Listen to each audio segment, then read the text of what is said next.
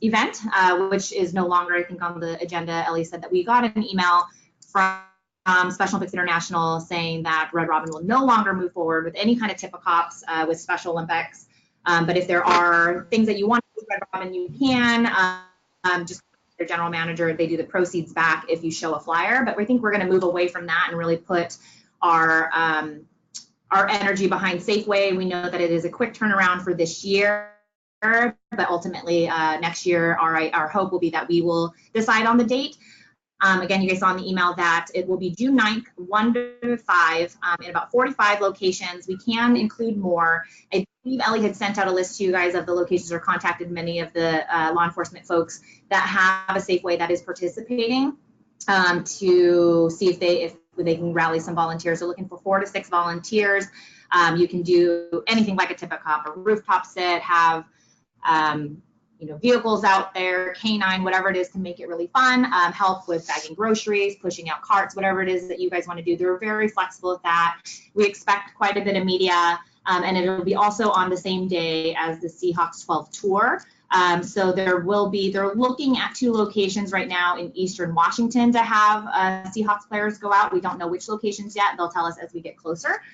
So this event, we've done, or I did this event many moons ago with Special Olympics in Northern California. We raised quite a bit of money through like a 6-hour event, 6 locations. It was over $150,000. The hope that I have with Safeway right now when they won't commit to it is there an opportunity for us to do the point of sale, dollar donate, whatever it is, at checkout on the day of, yet they haven't confirmed that yet. So just in case some of the locations that can't participate.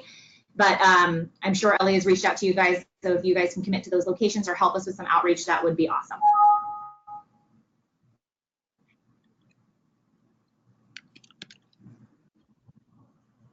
Any questions about Courtesy Cop? Comments, nope. Concerns? No, it's Rex. I'm going to be teaching a class in Kennewick Monday and Tuesday, so I will be in Tri-Cities to participate there. I just need to know who's the best person to call to let them know I'm available. I already know you're coming, Rex. Perfect. Thanks, Dan. Yeah, so she should have, similar to the Red Robin spreadsheets that we've sent out in previous years, it'll have the location, team lead, general manager. We're really trying to make this key so you guys don't have to do any heavy lifting except for show up that day of. And we figured, shorter amount of time, on Sunday, after church time, something like that would be the best for this year. Again, apologize that it is a short turnaround, but hoping this will be a major revenue generator for us, and that they're so pleased that they'll give us that one day or a week campaign of point of sale as well. Hey, Rex. Yo.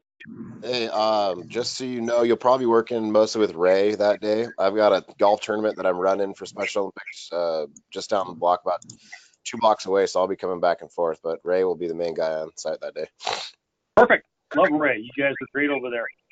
Oh. That's all.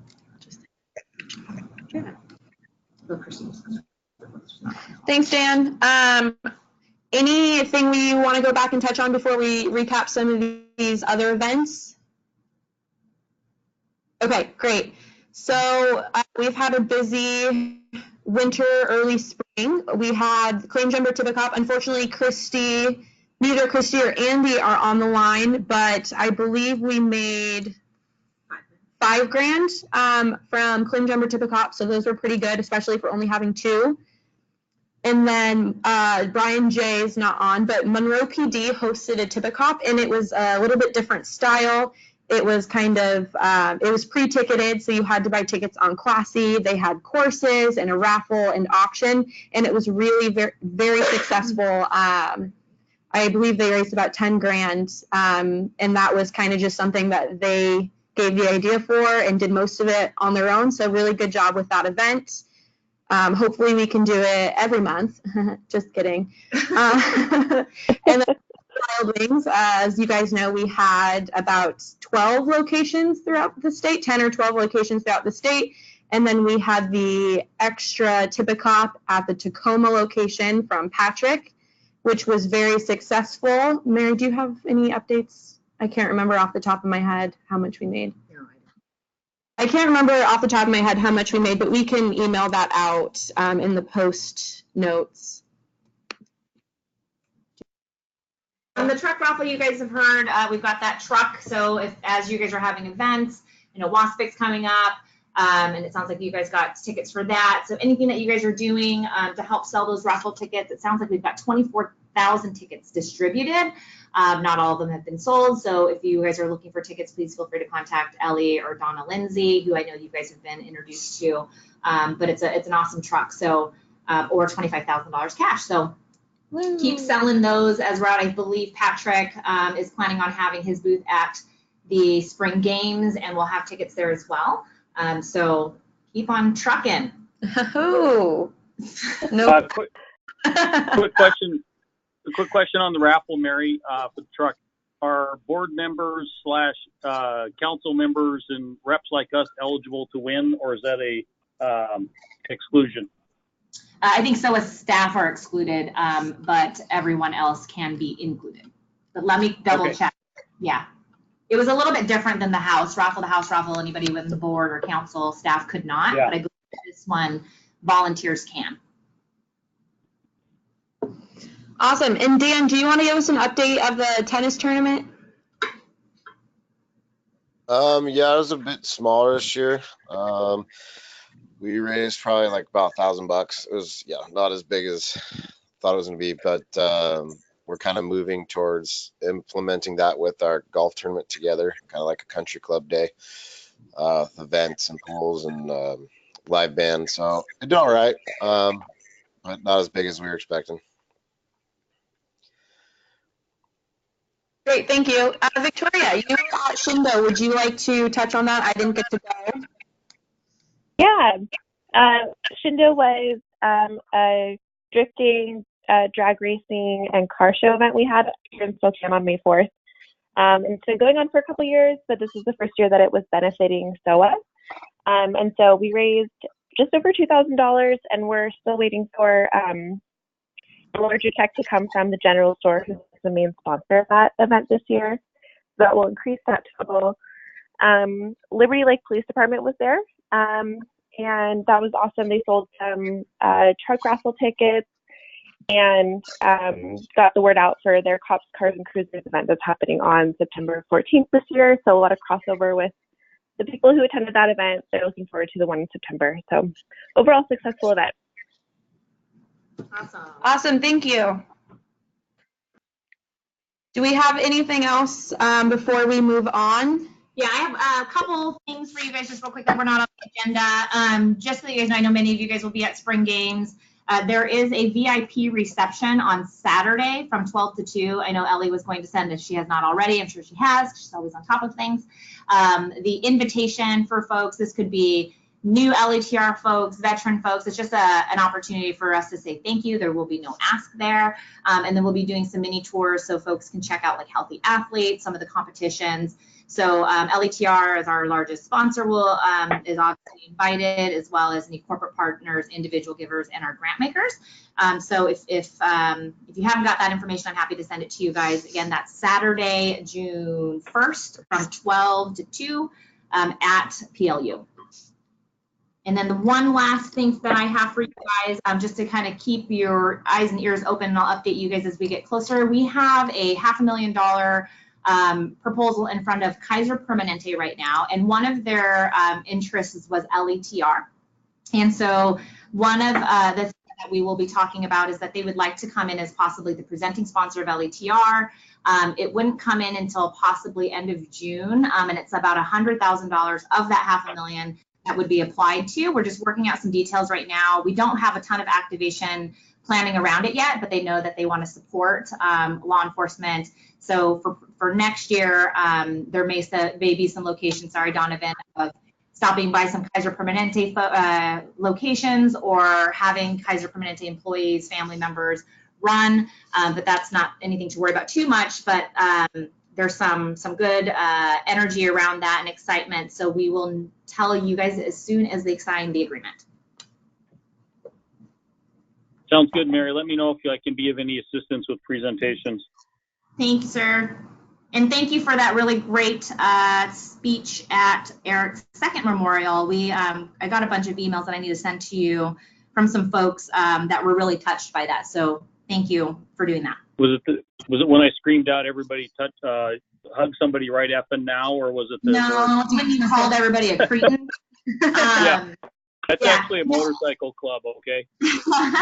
So also, just so that you guys know, so this last weekend, Eric Johnson, many of you guys know, was a nearly naked Norwegian, massive supporter of Special Olympics, and they had his second memorial here in Seattle, and did some fundraising around that. We don't have the total around it, but they wanted to make sure that that was applied to their polar plunge efforts, and that they would be changing their polar plunge team name to Eric Johnson's Nearly Naked Norwegians. It'll be a big deal for the Seattle Plunge next year. They've got a ton of commitment there. So Rex did an incredible job getting up there and just talking, bridging the gap between law enforcement and that crew. And so it was very heartfelt and appreciated through that group. So thanks guys for supporting that polar plunge crew. Yeah. So I wanted to add, I've got a note here on my paperwork. I just wanted to say thank you to Brian and Carol and all the folks that made it to Dave and Linda's house on behalf of the Johnson family back a few weeks ago, and anybody that came to the thing on Saturday, and anybody who thought about it but couldn't make it because life is going on around us.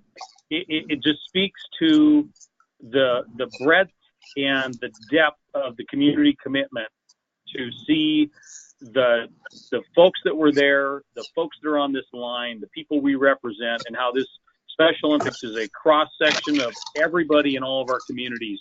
To stand there with a whole bunch of hairy dudes with tattoos, and it was a really cool event, and I appreciate everybody that participated or had kind words for his family, because they're going through a really bad time.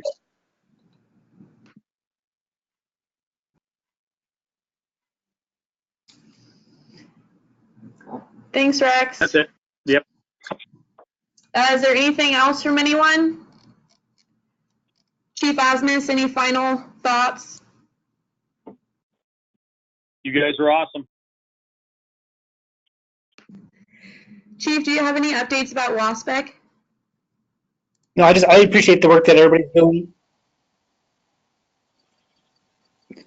So we will be having a table at WASPIC, and I know that Ellie will be there, Victoria will be there, I will be there, and we will be getting the word out, selling some raffle tickets and swag, and then also a core group of us that are at WASPIC will be meeting during WASPIC to talk about LETR Council business. Hey, Brian, and this is a question for Ellie or whoever might be coming over from this side. So I received my World Games torch in the mail this week, and I put a picture on Facebook last night. I plan to bring it with me if we can have it on display there, if you guys promise to chain it to the table and it doesn't walk away. That would be great. We'll take good care of it. But what I need is some kind of a stand, because it came in a box with some bubble wrap.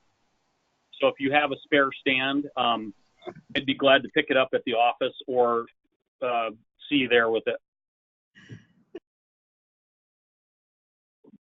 Okay, I know I don't have a stand. I know that some of our events, it's a little cheesy, which we don't want to do, but I used actually a guitar stand that the torch fits really nicely into. Oh, there you go. But it's, not, so it would work nice on the table, actually, so. Okay. So I'll go offline with Ellie on that one. Okay. Awesome. Thank you, everyone. So anyone who's not on exec can go. Thank you for coming to the call. I appreciate you guys being on time. And Ellie will follow up. Great. Thanks, everybody. Thank you. Bye. Bye, Dan. Thank you.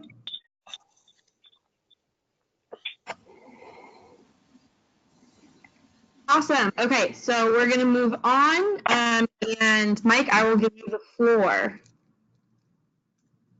Or sorry, Chief Asmus, I will give you the floor first.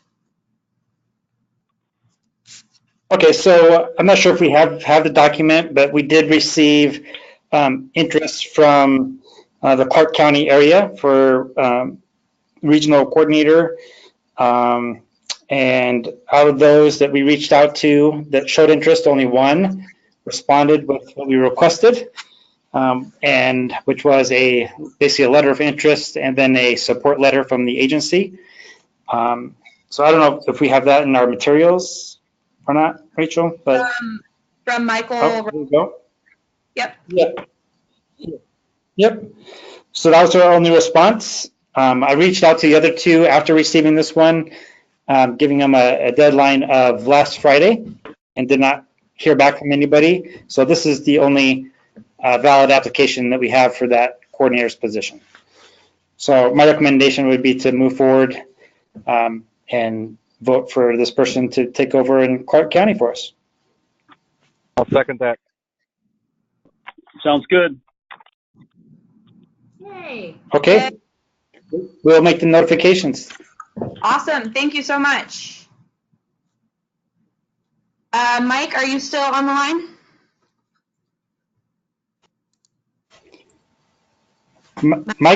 Mike sent me a message saying that he could hear us, but he didn't have audio that he could talk to us. He should be able to. He's unmuted on my end. Okay. Let me. No, it's not it.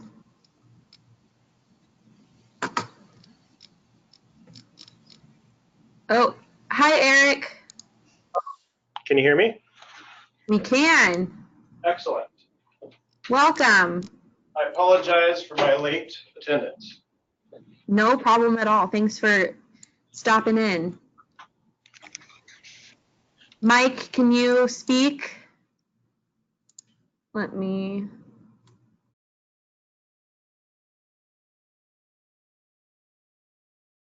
Okay, it looks like Mike is having problems. Give me 1 second.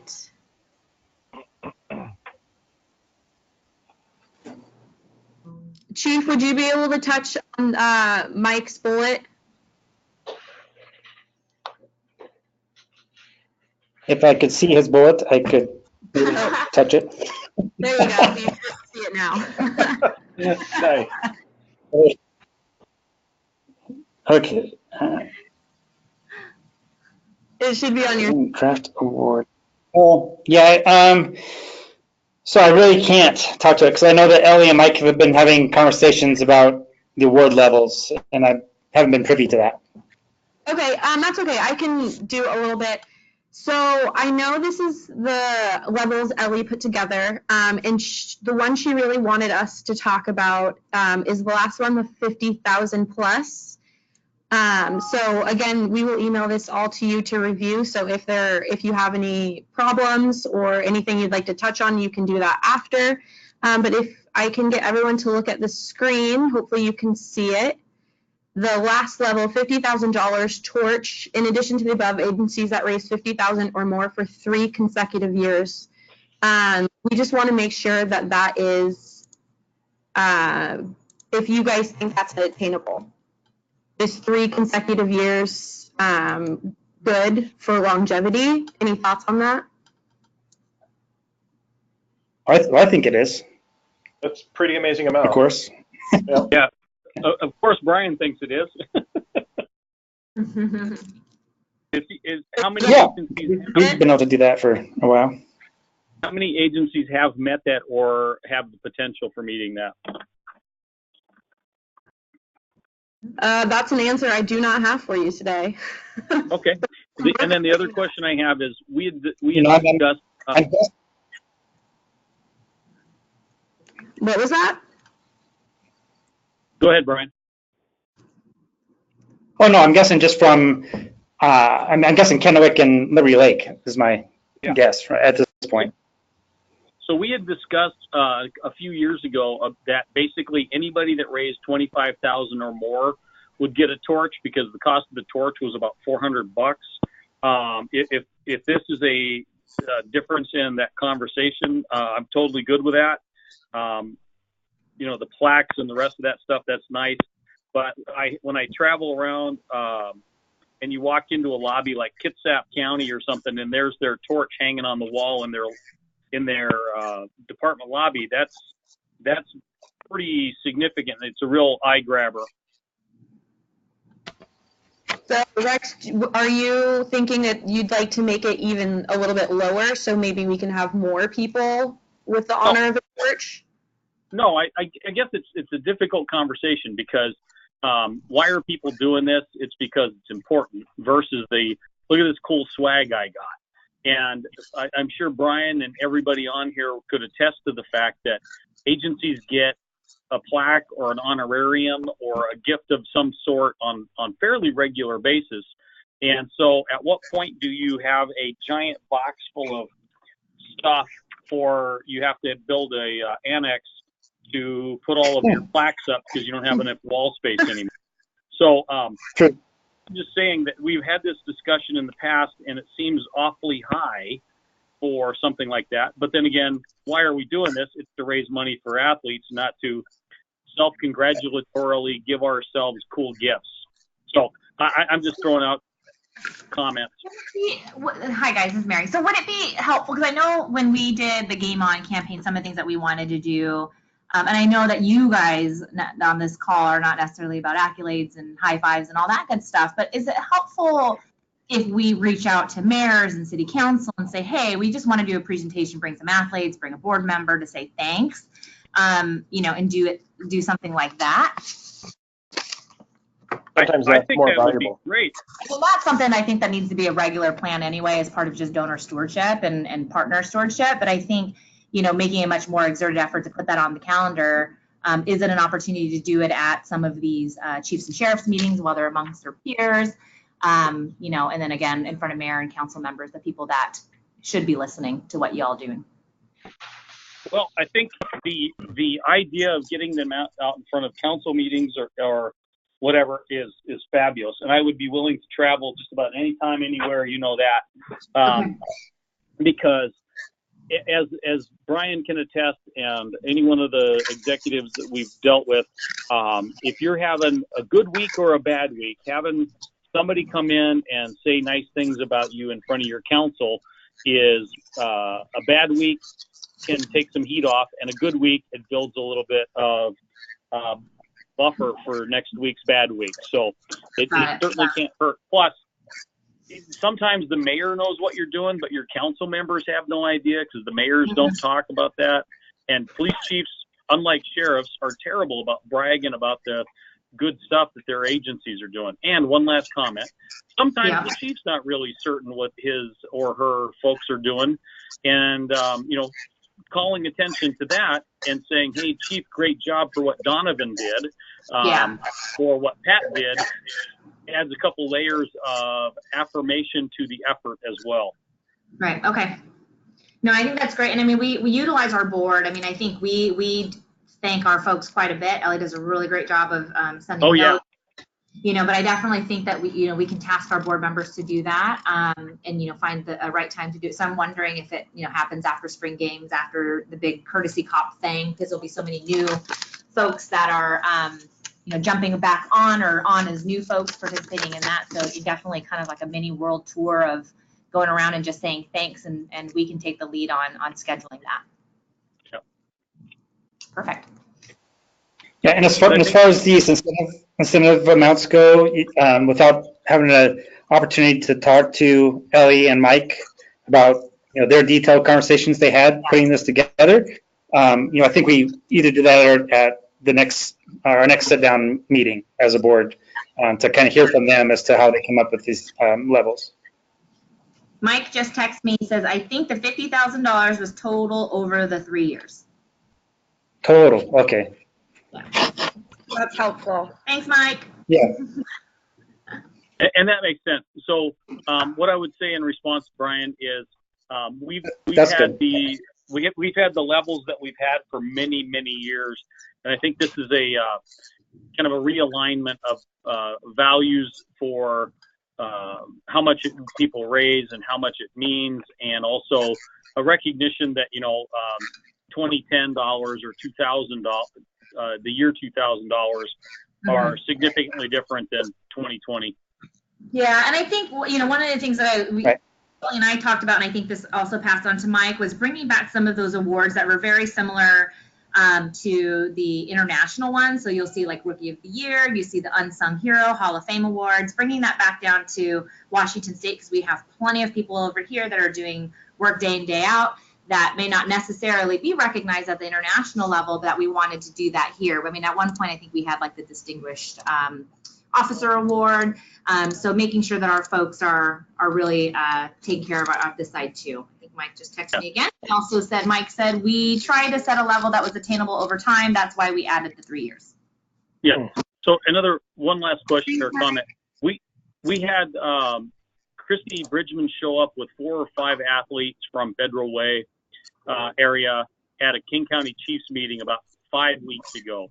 And it was really cool because we passed out plaques to 7 or 8 police agencies in front of 60 of their peers. So that was a nice, respectful way of doing that too. Yeah, 100%. Also, so I know this wasn't on the agenda too, but I wanted to put this tickler into your guys' ear.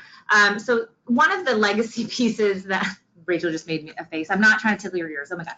So one of the legacy pieces from the USA Games was this unified challenge that we have. And I know it was based in Seattle, but one of the things that we needed to bring, we got a surplus of revenue that came from the USA Games for us to use in a way to build community, to showcase athletes, Washington State, and to bring back all of the volunteers. We had about 7,500 volunteers that came for the USA Games. So how do we engage them? And one of the things that we decided as an organization is to start this, it's called the Day of Inclusion. And this is October 19th.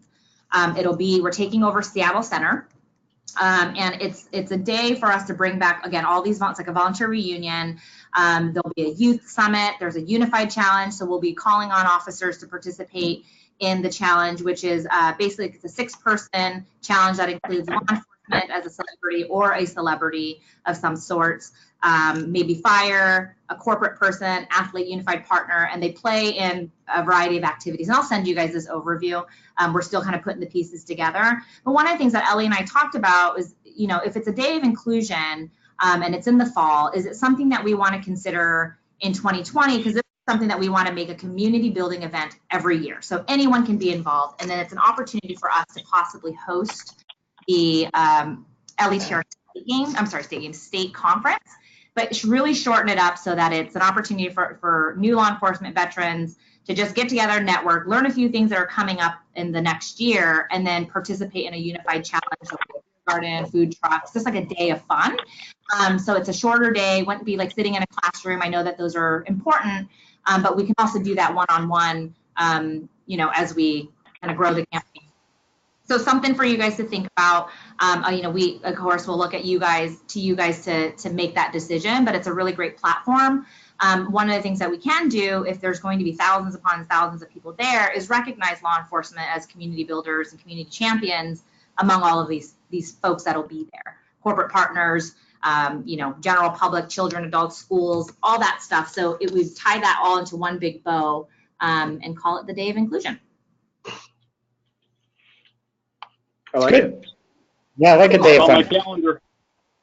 Yeah, October 19th. So we're not necessarily doing the conference that day, but I would love to use it as a stewardship opportunity, because I you know, there's going to be a stage. We'll have the platform to talk about who LETR is and what LETR is, and there'll be tons of people just walking on by, and then a ton of people that'll be there for the event. So we definitely want to highlight LETR. But I talked to Ellie about how do we use this as a, hey, you know, you guys just got back, many of you guys have just got back from the international conference, we've got new folks, and then engage some people that are on the fence or new people just to come down and have fun with us.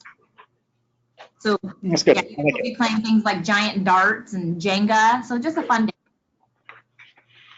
Cool. Awesome. One last thing I have, don't forget to fill out the doodle poll for the in-person meeting. If you guys can all fill that out as soon as possible, we can get a date set so people can make sure to get it on their schedules. And I know a lot of people are busy, so just do the best you can. Anything else to talk about before we end this call? We can end a little early. Nope. No, Love I'm the good. work you guys do. Amazing stuff happening for LETR. Yeah. Awesome. So Ellie will send out notes once in the next day or so. If you have any questions in the meantime, feel free to email her or me. We will get back to you. And don't forget to send your conference registration forms to me, please. You got it. Awesome. Thank you guys for coming. Eric, can you stay on the line for just a minute? Thanks, everybody. Yeah, I'll stay on, or you can call me direct if you want. Oh, yeah, that works. I think I have your phone number. Yeah, I'll give you a call in a minute. Sounds good. I'll drop off. I'll wait for your call. Thank you. Thank you. Take care, everybody. Bye all. Bye. Jay, are you still on the line?